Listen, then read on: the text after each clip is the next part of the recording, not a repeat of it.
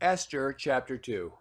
After these things, when the wrath of King Ahasuerus was appeased, he remembered Vashti and what she had done and what was decreed against her. Then said the king's servants that ministered unto him, Let there be fair young virgins sought for the king, and let the king appoint officers in all the provinces of his kingdom, that they may gather together all the fair young virgins unto Shushan, the palace, to the house of the women, unto the custody of Hege, the king's chamberlain, keeper of the women, and let their things for purification be given them. And let the maiden which pleaseth the king be queen instead of Vashti. And the thing pleased the king, and he did so.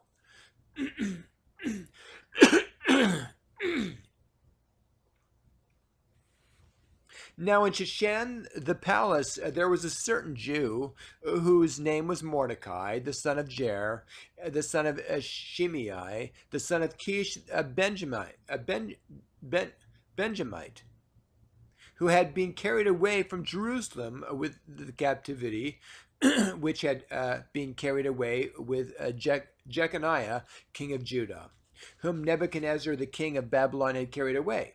And he brought up Hadassah, that is Esther, his uncle's daughter, for she had neither father nor mother, and the maid was fair and beautiful, whom Mordecai, when her father and mother were dead, took for his own daughter. And so it came to pass, when the king's commandment and decree was heard, and when many maidens were gathered together unto Shushan the palace, to the custody of Haggai, that Esther was brought also unto the king's house, to the custody of Haggai, keeper of the women. And the maiden pleased him, and she obtained kindness of him, and he speedily gave her things for purification, with such things as belonged to her, and 7 maidens which were meet to be given her out of the king's house, and he preferred her and her maidens unto the best place of the house of the women. Esther had not showed her people, nor her kindred, for Mordecai had charged her that she should not show it. And Mordecai walked every day before the court of the women's house to know how Esther did and what should become of her.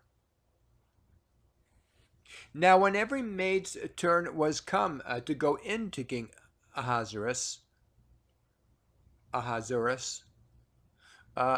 that she had been 12 months according to the manner of the women, for so were the days of their purifications accomplished, to wit, 6 months with oil of myrrh, and 6 months with sweet odors, and with other things that for the purifying of the women. Then thus came every maiden unto the king, whatsoever she desired was given her, to go with her out of the house of the woman unto the king's house.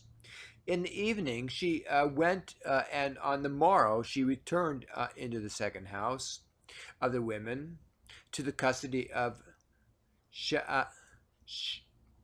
Shaashgaz, the king's chamberlain, which kept the concubines. And she came in unto the king no more, except the king delighted in her, and that she were called by name.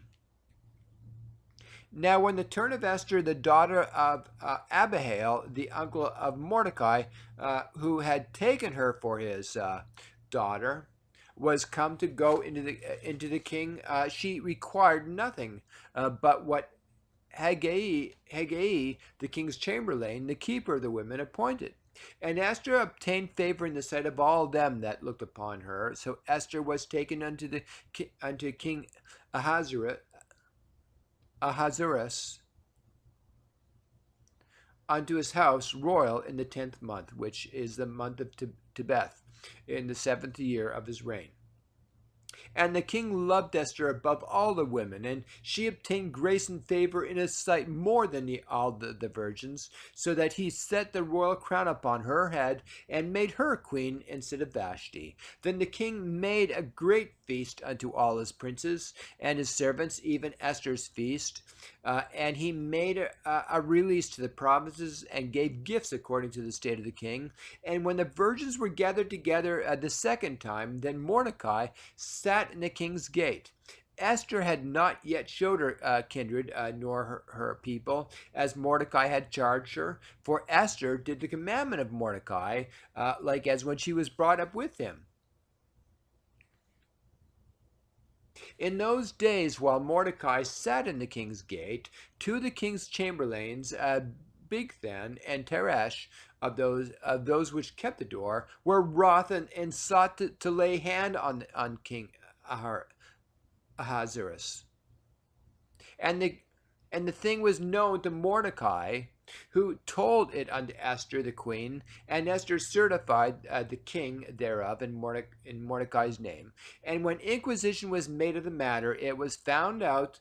Therefore they were both hanged on a tree, and it was written in the book of the Chronicles before the king.